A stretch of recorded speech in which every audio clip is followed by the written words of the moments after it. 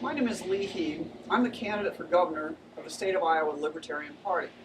And I'm here at my favorite meat market to let you see firsthand what happens as the state gets bigger and bigger. I've been coming here for years. I've been talking to the owner. And things just keep getting worse. As government gets bigger, small businesses like his get squeezed and squeezed out of business. And in my state of Iowa, you go down Highway 30 and you'll find all these empty meat markets, all these empty dairies. And I don't want it to happen to him. So I'd like you to hear his story. And then please look at my website, www.hieb, H-I-E-B, www.hieb2014.com to help us so we can take back the state. So, Chris, how long have you been in this location? Since February 14th, 2006. And you bought this business? Yes. Okay. And how long you had problems with the state? Well, we're pretty much right after it opened. Right after you opened. So, inspections? It's like I had a water inspection one time. Okay, you got to have your water tested. I screwed up myself, but I'm on city water. They have it tested through the DNR, the state, all that. The city does because it's feeding the whole town.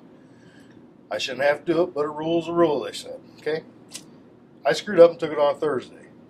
I didn't want it to sit in the mail over the weekend, so I waited till Monday to send it in. Well, too much bacteria by then. But basically, the water that you use here is the city water that they think is safe for everybody else, but they dinged you on it. Oh, yeah. They shut me down 3 days.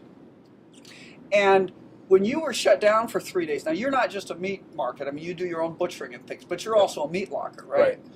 What happened to that during those 3 days? I had an individual that butchers had another locker. Okay. And I have lockers back in here that I rent, $8 a month. Okay, well, he was here at the time. The state guy shut my doors. I mean, he actually walked up there, locked the doors, told me I was done. That man couldn't get his meat out of his locker. And you hadn't touched his meat. No. He was just using different your, locker. just renting he your was locker. renting it. Now that is not right. And this water is supposed to be safe. It cost me another man's hours. 2 days cleaning everything up, spotless, starting all over, from the ceiling to the floors. And it really turned out to be artifact. It really wasn't a problem with the water once it was tested, once it didn't sit on your counter. Right. And didn't they give you a hard time about your grocery carts or something? Yeah, you can't use a metal cart. Not here no more. Why? You can't get it clean. So what's the difference between me and Walmart or even out here at the Super Value? Yeah, now those carts go outside. Right, yours don't. Mine don't. They stay right in here. So what do they want you to use if you can't use plastic? How good do you think that's going to hold up at 30 below zero when someone's throwing frozen meat in it? Yeah, that's not. It's not an option. And so how often do the inspectors come through? Every 3 months, 90 days. Okay. Yep. And they will walk through until they find something. So they'll go through more than once. I've had them go through 3 times. And do they tell you why? Yep. They got to find something, or they don't think they're doing their job, and they don't have a job to come back then. Yep. So that's exciting. I mean, that's well, it's a jobs program. It's not really for health in this case. Right. Yeah. They're creating their own jobs. I had my inspector here the last time, my local inspector, and he had the new state man with him. And John told me that again right in front of his boss. So they know what the story is. They know what it is. Now, that's half what's wrong with everything. Right. Let's just go create a job. Now, I know we have problems with the hospital finding ridiculous things on state inspections sometimes. But our problem is you never know how they're going to interpret the rule. The state inspector, the meat and poultry inspector, if I'm in the back room cutting up meat, do you want me to cut your deli right away? No, you got to wash your hands. You got to scrub them. I got scrub brush soap there. Seems obvious. Hey, you don't have. It's obvious. You're going to wash your hands good before you come up here. You got blood on them. He said it wasn't a factor. She come in. Yeah, it was a factor. You had to wear gloves. Yeah, pretty much. Yeah. So one side doesn't know what the other side's Nope. saying. Let's talk a little about the. How many employees do you have? None. None. You used to have an employee because I used to come in and talk to him. I used to have 5 when I started. Wow. And what's happened over the time? It's just one thing, the unemployment. You know, you can't keep up with it. I got a bill here 3 months ago for $5,000, and I hired an incredible company to do all my payroll, my taxes, everything. So I Right. don't get in that kind of problem. Because believe it or not, there ain't that kind of money in this small business. And this is from workforce development you got the bill. Yes, yeah.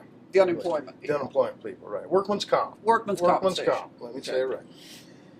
Well, 4 years ago, they decided to raise my rates. I didn't know about it. All once I just get a bill. For $5,000. Yeah. You just don't pull that out of your hat. No. Now, the other thing is, if you're the only employee at this point, and I know this from my corporation, you have to pay for your own disability. Mhm. You have to pay for your own workman's compensation, but because you're sole employee, you can't turn that in. You can never claim on that, I know. but we have to pay for it. That makes a lot of sense. So Yeah. I wonder how much of this $5,000 is actually money that you have to pay, but you could never get in You're compensation. never going to get it back. Right. It's just gone. It's just gone. Rust, you ain't allowed any rust, which is okay in the meat processing room. I go round and round with my inspector about it. You can't have no rust back in the kill room. Now, does that make sense to It you? doesn't make sense. But you wonder if the people that are making up these rules have actually ever worked in the meat No, industry they haven't, themselves. and my inspector will say that. Right. But I can get away with it if I squirt oil on it, and it's shiny, because listeria can't grab there and grow. It is. Okay, I'm shooting everything with oil. I says, I want you to come chain the next beef I shoot, standing on this slick floor and everything, Right. so they can't get a hold of anything. Let's see how long it takes you to get hurt. And so the upshot is a lot of these regulations actually make things less safe. Oh, They boy. actually hurt things. You're right. So what do you think the next step is? I mean, are you going to be able to stay in business? I don't know. You want the God's honest truth? I don't know. And the problem is, when you go out of business, you go to other businesses. Right. I mean, You know, what's going to happen to, like, the Heartland?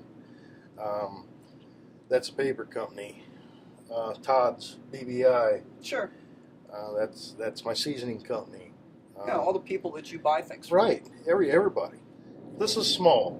Businesses like mine is what built America. Why are we being punished? That's a good question. And we're the heartland of rural agriculture, Right. and yet we're putting everybody out of business. Right. And like I say, you're one of the last men standing when it comes to meat markets. Well, You know? if the consumer don't like what I'm doing, he ain't going to be back. Exactly. Or if people were getting sick. There's nobody Right. getting sick here in our little town in Iowa because of No. your meat. In fact, it's the best bacon in the country, in my opinion. Well, I appreciate that. But, you want to get into the health end of it? I had good insurance. Oh yeah. What Yeah. happened to that? I got notice it's going to be canceled. And that's They basically no longer do it, and that's through Blue Cross and Blue Shield. right. And that's in the state of Iowa Yep. since the governor and the state agreed to bring in Obamacare state exchanges. That's Oh, when I we can lost go over it. and get on that. It's Yeah. going to cost me $300-400 more a month. Where's that coming from? Right. So it was going to cost you more to get on the state exchanges Mhm. than it is to have your old insurance. And I can tell you in other states that didn't accept the state exchanges, it's not as bad. The government, I tell people this all the time. You can't have the government you want if you sit in your bathtub drinking sherry and don't get out and do something. But I don't think we have another generation to go. We all have to get out and do something. We Well, have to change this. You can drive your own car. Are you going to drive down the road at 90 miles an hour and then fire the cop that pulls you over? No, I don't think I'm going to do that. So, thanks a lot. Thanks for doing this. You bet.